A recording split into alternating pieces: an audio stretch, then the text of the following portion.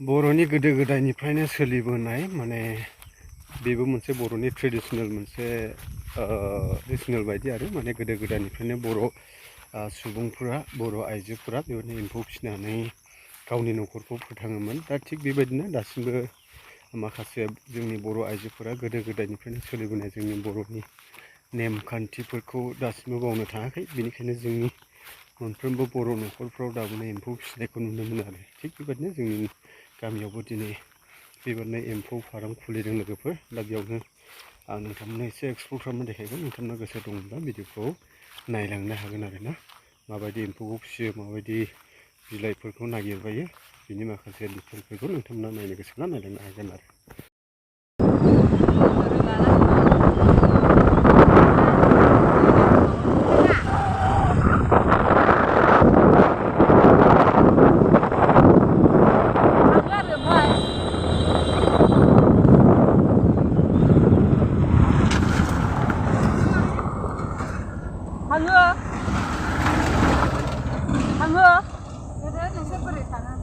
दा हेलमेट मा माया गिदिर जागोनदां बेरमाया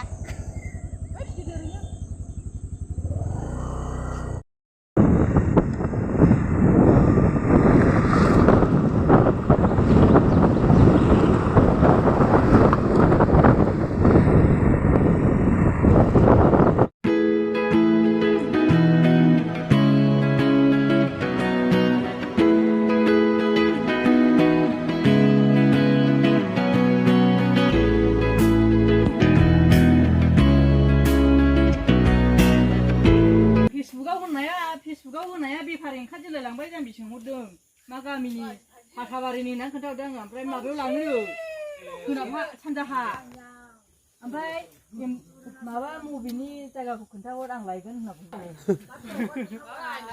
हाब साफा नुयैनो आरो नायदेरनोसो बाय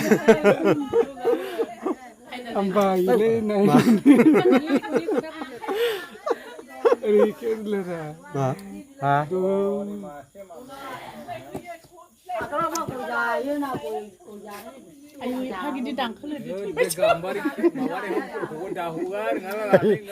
बसनो मानावनो